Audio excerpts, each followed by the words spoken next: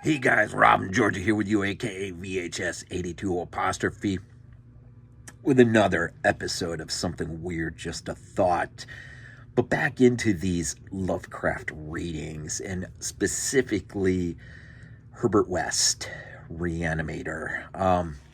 Got the notion stuck in my head as a result of me and the guys doing Valentine's Day. We did Bride of Re-Animator by Brian Yuzna, 1990 film, based on, really inspired probably more of the last two sections of Reanimator. And so just got it in my head, and been reading a lot of Joshi, ST Joshi lately.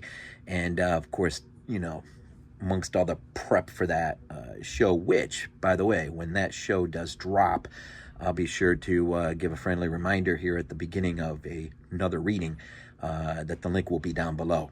But that has not dropped yet. So a lot of reading, a lot of prep, and just got the story. Really can't get the story out of my head. So I thought, well, this may be a good idea. Take another look at it, this time piece by piece, as it is how he originally, that is Lovecraft, published it piece by piece in Home Brew 1922, 6 separate issues under the tale of Grewsome Tales, I believe it was.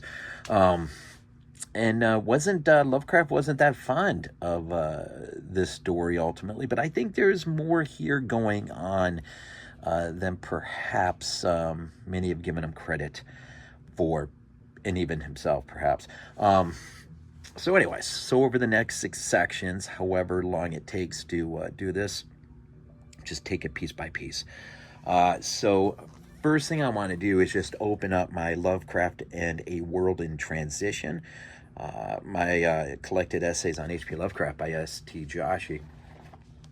And he says here early on in the essay, this of course falls under his philosophical studies of Lovecraft's work. Joshi writes, the ancient Greek idea of hubris, overweening pride, was a strong one in Lovecraft, but while the Greeks applied it to a man's belief that he was the equal or superior of the gods, who would then castigate him for such a notion, Lovecraft seemed to apply it to a human being's notion that he could subvert or control natural law, and who in many cases came very close to doing it. Lovecraft seemed to take a rich satisfaction in condemning such figures in his fiction to utter annihilation. A little bit later on, Joshi points out that they thus suffer a doom similar to that of Herbert West and Herbert West Re-Animator, who tried to subvert natural law by reanimating the dead. That is, of course, from the collected essays on H.P. Lovecraft, Lovecraft and a World of Transition. So here we go. Herbert West, Reanimator, Part I, From the Dark. Of Herbert West, who was my friend in college in an other life, I can speak only with extreme terror. This terror is not due altogether to the sinister manner of his recent disappearance, but was engendered by the whole nature of his life work. The first gained its acute form more than 17 years ago, when we were in the 3rd year of our course at Miskatonic University Medical School in Arkham. While he was with me, the wonder and diabolism of his experiments fascinated me utterly, and I was his closest companion. Now that he is gone and the spell is broken, the actual fear is greater. Memories and possibilities are ever more hideous than realities. The first horrible incident of our acquaintance was the greatest shock I ever experienced, and it is only with reluctance that I repeat it. As I have said, it happened when we were in medical school, where West had already made himself notorious through his wild theories on the nature of death and the possibility of overcoming it artificially. His views, which were widely ridiculed by the faculty and by his fellow students, hinged on the essentially mechanistic nature of life and concerned means for operating the organic machinery of mankind by calculated chemical action after the failure of natural processes. In his experiments with various animating solutions, he had killed and treated immense numbers of rabbits, guinea pigs, cats, dogs, monkeys, till he had become the prime nuisance of the college. Several times he had actually obtained signs of life in animals supposedly dead, in many cases violent signs, but he soon saw that the perfection of his process, if indeed possible, would necessarily involve a lifetime of research. It likewise became clear that since the same solution never worked alike on different organic species, he would require human subjects for further and more specialized progress. It was here that he first came into conflict with the college authorities and was debarred from future experiments by no less a dignitary than the dean of the medical school himself, the learned and benevolent Dr. Allen Halsey, whose work on behalf of the stricken is recalled by every old resident of Arkham. I had always been exceptionally tolerant of West's pursuits, and we frequently discussed his theories whose ramifications and corollaries were almost infinite, holding with Haeckel that all life is a chemical and physical process and that the so-called soul is a myth. My friend believed that artificial reanimation of the dead can depend only on the condition of the tissues, and that unless actual decomposition has set in, a corpse fully equipped with organs may with suitable measures be set going again in the peculiar fashion known as life. That the psychic or intellectual life might be impaired by the slight deterioration of sensitive brain cells, which even a short period of death would be apt to cause. West fully realized it had at first been his hope to find a reagent which would restore vitality before the actual advent of death, and only repeated failures on animals had shown him that the natural and artificial life motions were incompatible. He then sought extreme freshness in his specimens, injecting his solutions into the blood immediately after the extinction of life.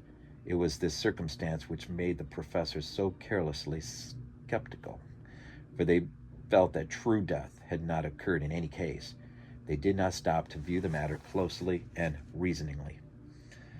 It was not long after the faculty had interdicted his work that West confided to me his resolution to get fresh bodies in some manner and continue in secret the experiments he could no longer perform openly. To hear him discussing ways and means was rather ghastly, for at college we had never procured anatomical specimens ourselves. Whenever the morgue proved inadequate, 2 local Negroes attended to this matter, and they were seldom questioned. West was then a small, slender, spectacled youth with delicate features, yellow hair, pale blue eyes, and a soft voice, and it is uncanny to hear him dwelling on the relative merits of Christ Church Cemetery and Potter's Field, because practically everybody in Christ Church was embalmed, a thing, of course, ruinous to West's researches. I was by this time his active and enthralled assistant, and helped him make all his decisions, not only concerning the source of bodies, but concerning a suitable place for our loathsome work. It was I who thought of the deserted Chapman farmhouse beyond Meadow Hill, where we fitted up on the ground floor an operating room and a laboratory, each with dark curtains to conceal our midnight doings. The place was far from any road and in sight of no other house, yet precautions were nonetheless necessary, since rumors of strange lights started by chance nocturnal roamers would soon bring disaster on our enterprise. It was agreed to call the whole thing a chemical laboratory if discovery should occur.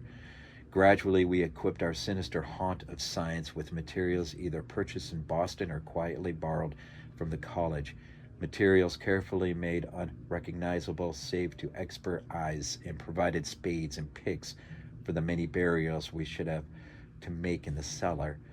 At the college we used an incinerator, but the apparatus was too costly for our unauthorized laboratory. Bodies were always a nuisance, even the small guinea pig bodies from the slight clandestine experiments in West's room at the boarding house. We followed the local death notices like ghouls, for our specimens demanded particular qualities. What we wanted were corpses interred soon after death and without artificial preservation, preferably free from malforming disease and certainly with all organs present. Accident victims were our best hope. Not for many weeks did we hear of anything suitable though we talked with Morgan hospital authorities, ostensibly in the college's interest as often as we could without exciting suspicion. We found that the college had first choice in every case so that it might be necessary to remain in Arkham during the summer, when only the limited summer school classes were held. In the end, though, luck favored us, for one day we heard of an almost ideal case in the Potter's Field, a brawny young workman drowned only the morning before in Summer's Pond and buried at the town's expense without delay or embalming. That afternoon we found a new grave and determined to begin work soon after midnight. It was a repulsive task that we undertook in the black small hours, even though we lacked at that time the special horror of graveyards which later experiences brought to us. We carried spades and the oil-dark lanterns, for although electric torches were then manufactured, they were not as satisfactory as the tungsten contrivances of today. The process of unearthing was slow and sordid. It might have been gruesomely poetical if we had been artists instead of scientists, and we were glad when our spades struck wood. When the pine box was fully uncovered, Wes scrambled down and removed the lid, dragging out and propping up the contents. I reached down and hauled the contents out of the grave, and then both toiled hard to restore the spot to its former appearance.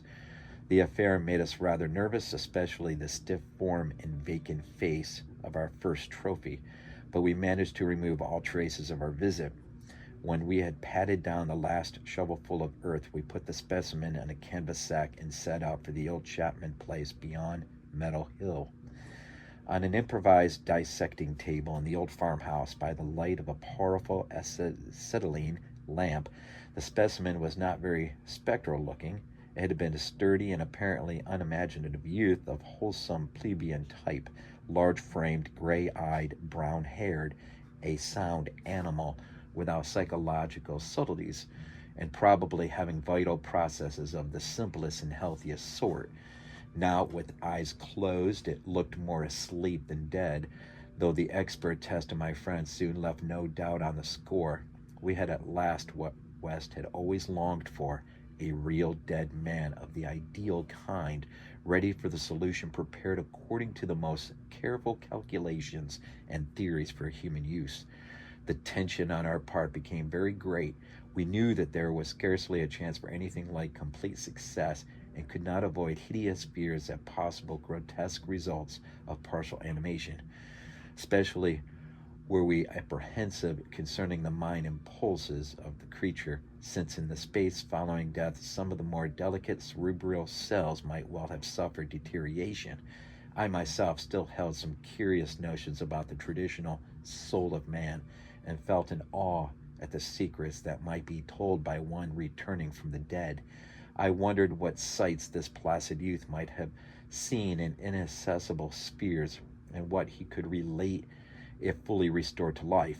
But my wonder was not overwhelming, since, for the most part, I shared the materialism of my friend. He was calmer than I, as he forced a large quantity of this fluid into a vein of the body's arm, immediately binding the incision securely. The waiting was gruesome, but West never faltered. Every now and then he applied his stethoscope to the specimen and bore the negative results philosophically. After about 3/4 of an hour without the least sign of life, he disappointedly pronounced the solution inadequate, but determined to make the most of his opportunity and try one change in the formula before disposing of his ghastly prize.